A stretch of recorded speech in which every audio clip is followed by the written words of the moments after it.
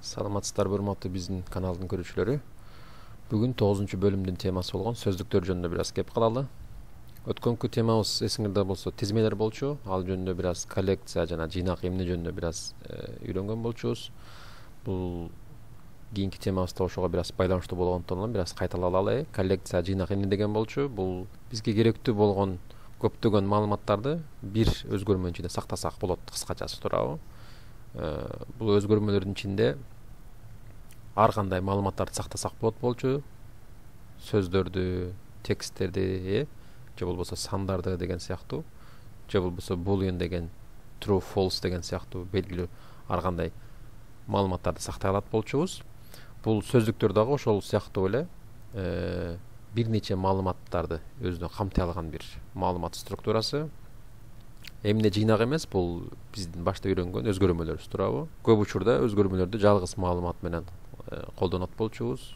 Анан ал жаңыланганда эски маанинин үстүнө жазылып, жаңысын сактайт болчу, Эми сөздүктөр менен тизмелердин айырмасын салыштыра турган болсок, тизмелер булар эмне болчу? Белгилүү бир тартипте турган бир баалуулуктар. Мисалы, чипс сыяктуу дейли, белгилүү бир тизмеси бар, форматы бар туурабы? Өзүнө ылайыктуу, өзүнө жараша бир сорттоп тизген бир мисал катары берсек болот. А сөздүк болсо, ал сыяктуу эле ар кандай маалыматтарды сактай алат, бирок ошол учурда баалуулуктарды белгилүү бир ат менен сактай алат. Мисалы, тизмелерде сандарды, тексттерди сактай алат болчубуз, бирок тандаганда индекс аркылуу тандайт болчубуз. Бирок сөздүктөрдө болсо ошол сакталган маанинин жанында атын да сактасак болот. Мисалы, акча деген ат бар, бирок акчанын өзүнүн мааниси бар туурабы? Мисалы, акча деп ичинде 500 сом, 200 сом деген сыяктуу өзүнүн мааниси бар. Ачкыч деп бир маалыматты сактап турабыз бул сумкабыздын ичинде. Эгер сумканы бир сөздүк деп алган болсок, ичинде толтура буюм сактасак болот. Ачкыч деген бир өзгөрмөбүз бар, бирок ал ачкычтын машиненин ачкычыбы, үйдүн ачкычыбы же башка бир неменин ачкычыбы ошол сыяктуу категорияга бөлсөк болот да. Жана берген мисал сыяктуу мына акчабыз бар. Акча деген аталышы бар, бирок аталышка жараша өзүнүн мааниси да бар. Ал долларбы, ал рублейби, ал сомбу же башка бир акчабы, ал өзгөрүшү мүмкүн туурабы? Документ мисалы. Документтин ичинде кандай документ? Паспортпу же правабы же башка бир эмеби? Ошол сыяктуу бир сумканын ичинде толтура өзгөрмөлөр өз мааниси менен сакталат деп алсак болот. Башка сөз менен айтканда. Жалпы ошолордун баарын камтып бир жерде сактап турган бул сумкабыз. Бул сөздүк деп айтсак болот. Сөздүктөр бул Python'до эң керектүү, күчтүү, көп колдонулган маалыматтардын жыйнагы десек болот экен. Сөздүктөр бизге Python'до ар кандай маалыматтардын базасына окшош бир операцияларды жасаганга мүмкүнчүлүк берет экен.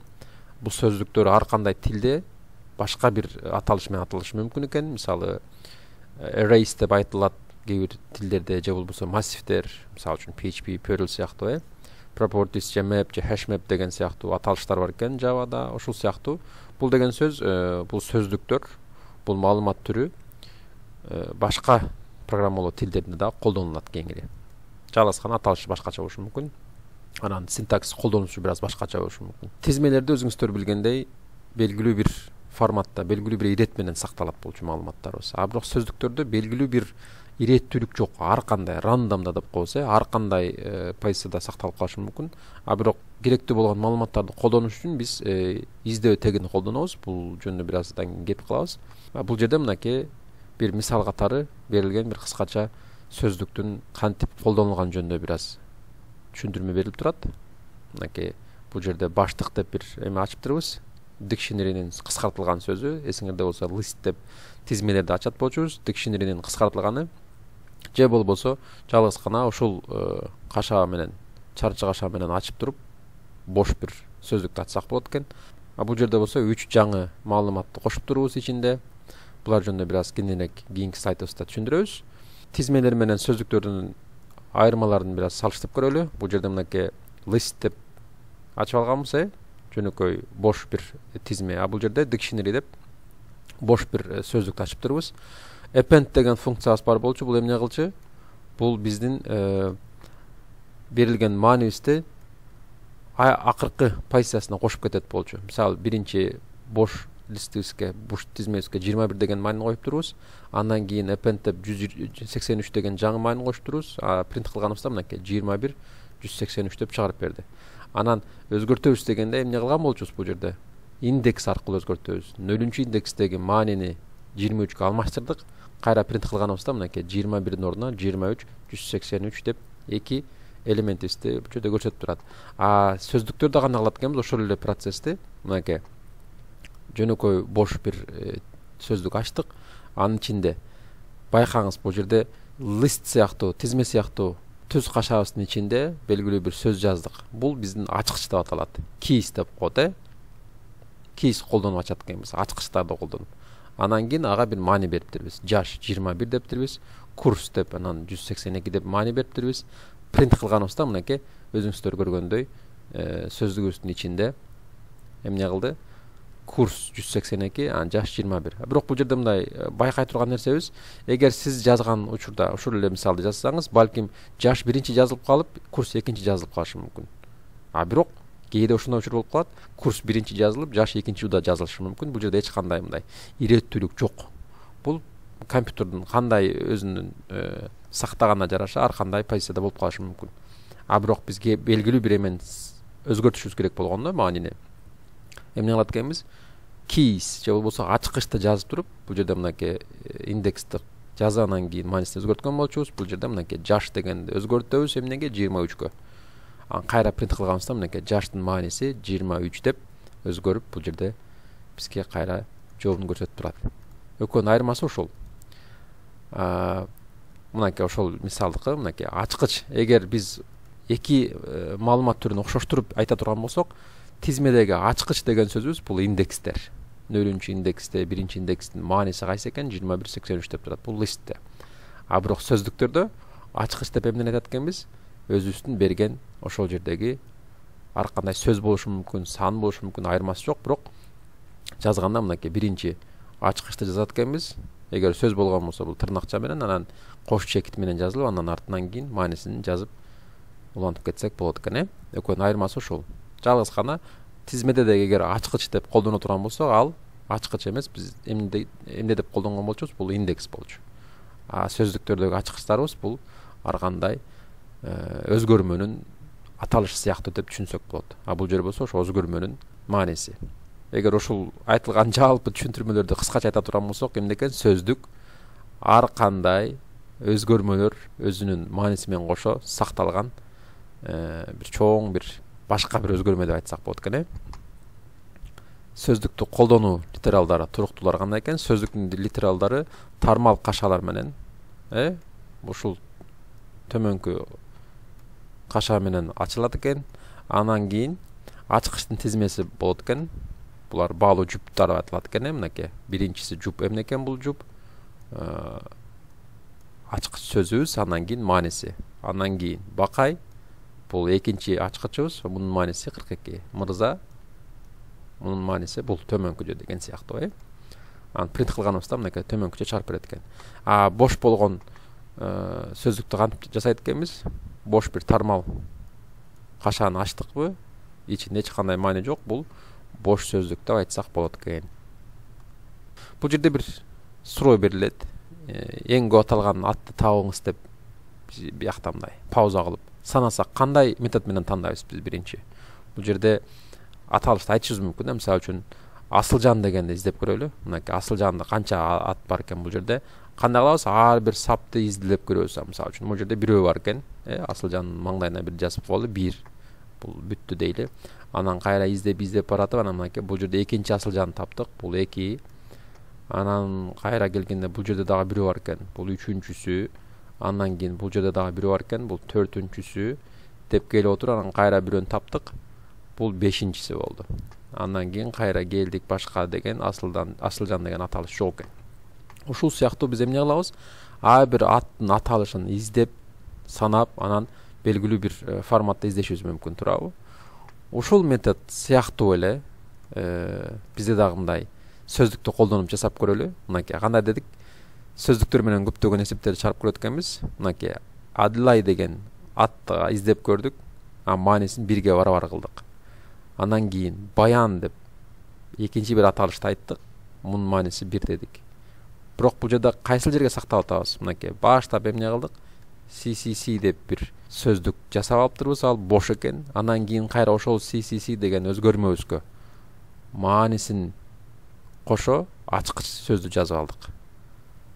Кошкондо абайлайбыз. Эгер кошкондо append сөзүн колдончубуз listте. А бул жерде болсо кашанын ичинде ачкыч сөздү айтабыз, андан кийин бул жерге кандайдыр бир маани берсек болот. Мисалы үчүн бул жерге а тамгасын издеп атабыз. Бул ачкычтан ушул мааниге барабар деген сыяктуу бир маанисин жазсак болот, Анан принт кылганыбызда эмне болду?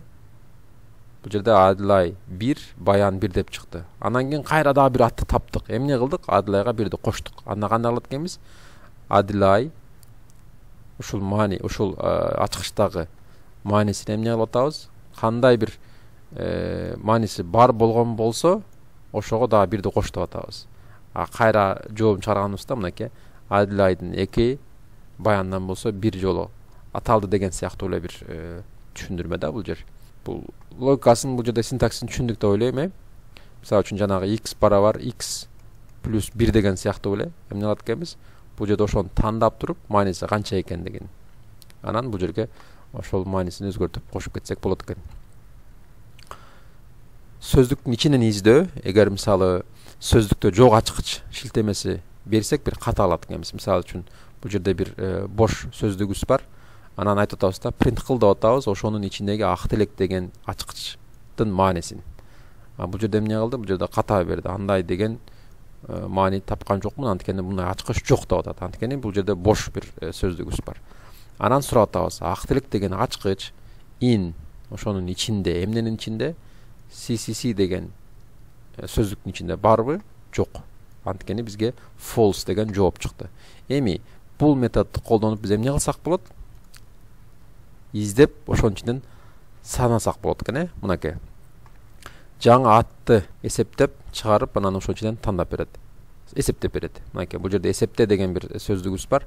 Анан аттар деген бир тизмебиз бар бул жерде. Анын ичинде бир 5 жаңы аталган аттар бар экен.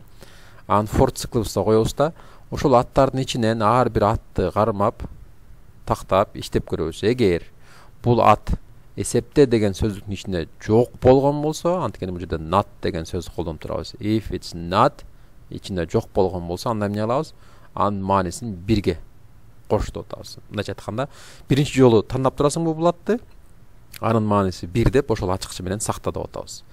А эгер андай ат бар болгон болсо деген сөз бул. Эгер антпесе, эгер бул жердегидей мисалы издеп көрдүк, бул ат барбы? Ооба. Андай болсо эмне кылабыз? Ошол атка дагы 1 маанини кош дейбиз. Бул дегени экинчи ат кездешти деген сыяктуу. Эсептеп аягында анан кийин принт кылганыбызда ошол бүт аттар деген тизмебиздин ичиндеги аталыштардын канча жолу кайталанганын бизге маанисин кошо көрсөтүп берет.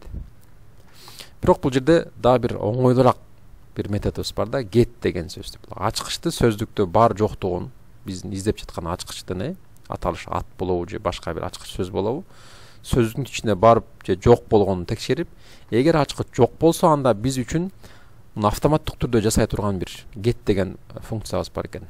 Бул төмөнкү суроону карап көрөлү. Эгер ат издеп жаткан биздин атыбыз эсептенин ичинде бар болсо, анда эсептени x'ке барабар кыл деп атабыз. Эгер жок болсо, анда x барабар 0 деп атабыз. Ушул эле сөздү биз кыскача бир сап менен ушунча жазсак болот экен. Эгер эсепте get функциясы менен ат издеп жаткан ат жок болгон болсо, анда маанисин 0 барабар кыл деп атабыз. Анан сактайбыз кайсыл жерге? X'те. Бул жерде ушул төмөнкү жазылган 4 саптын ушул бир сап менен алмаштырсак болот да. Ушул эки маселенин тең бере турган жообу бирдей болот. Буну кайсыл жерде колдонобуз? Мынакей get деген түшүндүк да, издеген атты аталышты карайбыз, анан бул жерге кандайдыр бир маанини беребиз да, анан ошону бир жерге сактап кетсек болот экен. Муну төмөнкү жерде иштетсек болот. Мынакей ошол жөнөкөйлөштүрүп эсептеген бир методубуз. Жанакы 2 слайд мурда иштеткен мисал бар эмес беле? Аталыштардын берилген тизменин ичиндеги аталыштарды саноо, эсептөө, Мынакей. Эгер бул аттардын ичинде бар болгон болсо, эмне кыл деп атабыз? Ошо эсепте деген ичиндеги ат ачкычына эмне кыл деп атабыз? Get функциясын кошобуз да, бул атты издеп атабыз. Эгер бар болгон болсо, эмне кылабыз? Плюс 1ди кошуп кетип атабыз. 0 деген маани эмес, 1ди кошуп кетип атабыз да. Ушул кыска цикл менен эмне алсак болот экен бизге берилген кандайдыр бир тизменин ичиндеги аталыштагы сөздөрдү же сандарды же кандайдыр бир башка бир аттарды канча жолу кездешкенин эсептеп чыгарсак болот экен. Эми бул методду колдонуп биз төмөнкү бир суроого келели. Бизге берилген кандайдыр тексттерибиз бар, төмөнкү текстти бизге берди дейли. Ам бул жерден кайсы сөздүн канча жолу кайталанганын эсептеп чык десе эмне кылабыз? Ар бир сөздү биз эмне кылышыбыз керек? Байкап канча жолу кайталанды, мисалы үчүн hour дейт, мынакей hour дейт. Бул жерде кайталаныптыр, бул жерде кайталаныптыр. Анда башка жерде кездештиби? Ар бир сапты, ар бир сөздү бирден текшерип чыгышыбыз керек да. Жанагы программабыз менен оңой эле текшерип алсак, анын үчүн бирок кээ бир кадамдарды чогуу издеп көрөлү. Мынакей 3кө, 4кө бөлөлү бул жерде. Бул жерде эмне кылып атат?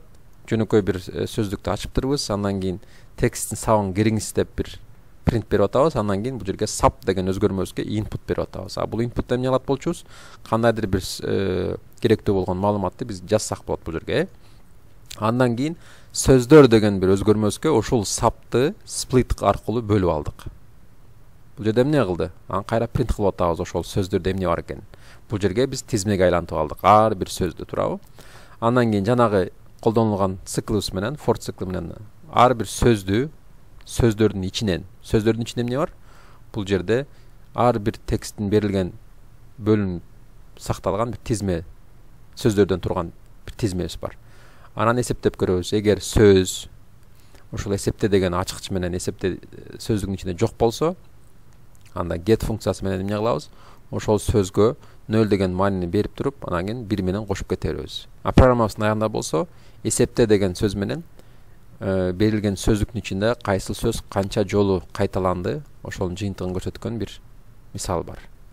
Мынакей, төмөнкү жерде текстти сабын киргизгиз деп бир принт берди, андан кийин input менен төмөнкү текстти кирдик биз бул жерге. Андан кийин split аркылуу сөздөргө бөлүп алдык. Бул жерде мынакей байкаңыз, тизме менен ар бир сөздү бөлүп өзүнчө бир тизмеге салып алдык.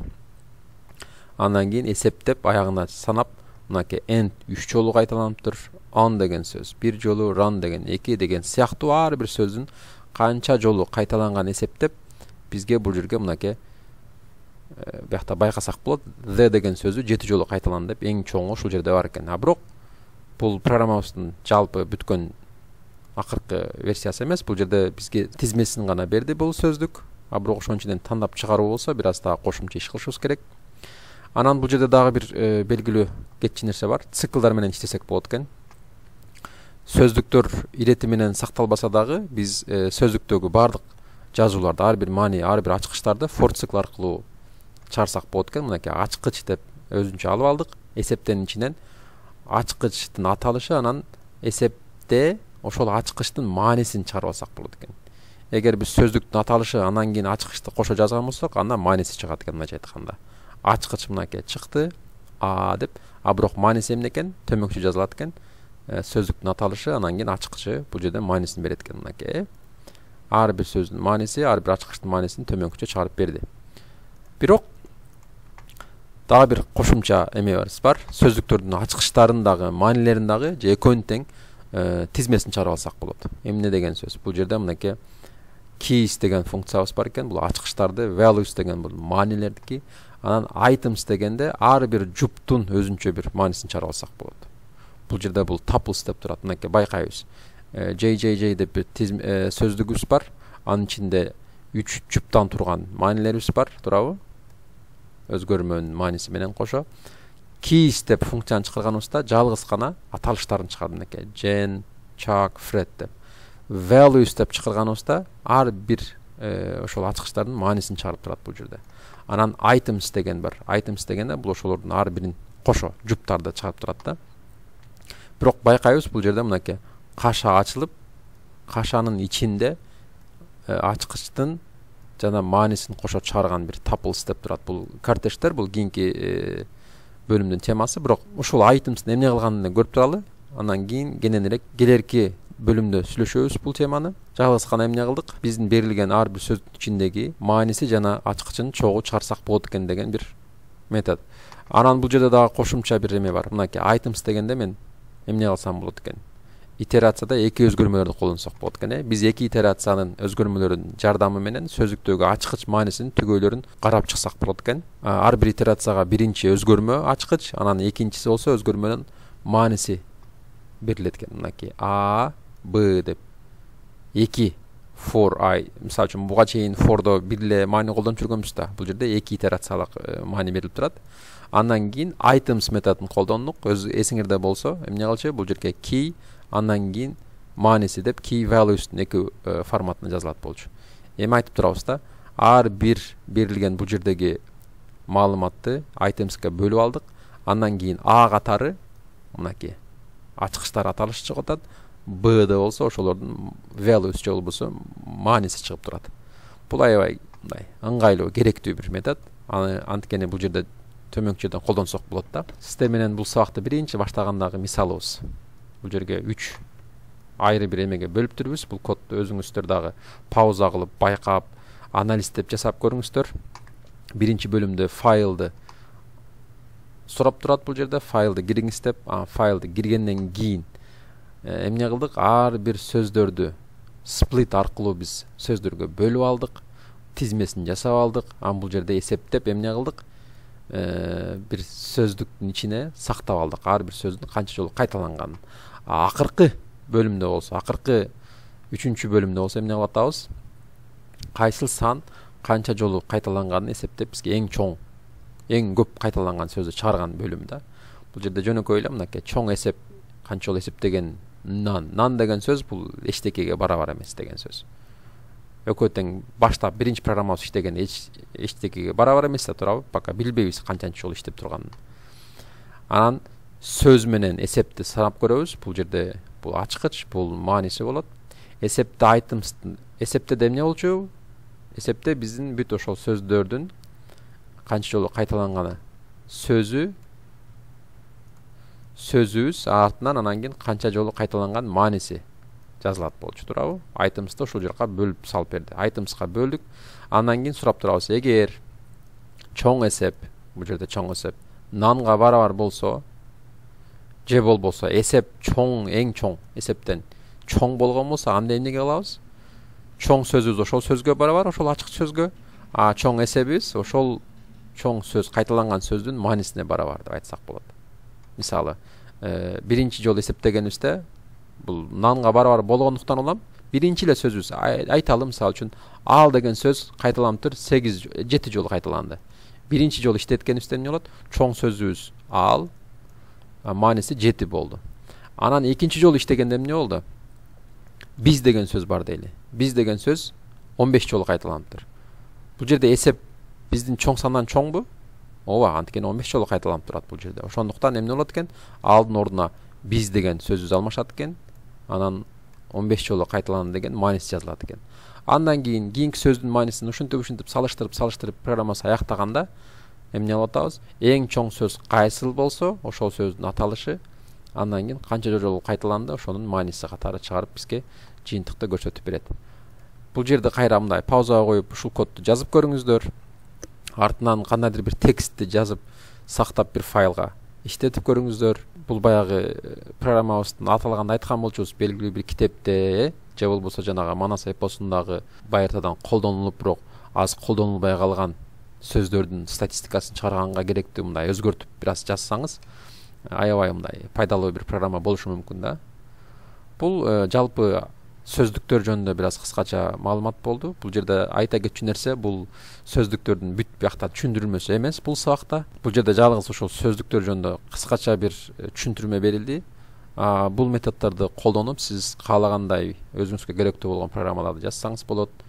Дагы кошумча бул сөздүктөргө тиешелүү болгон функциялар бар, методдор бар, аларды колдонсоңуз болот. Башка сөз менен айтканда, көптөгөн практикаларды жасап, үйрөнгөнүбүздү дагы бекемдесек болот деген сөз. Анда эмесе кийинки бөлүмдөрдө кайрадан жолукканга чейин аман болуңуздар.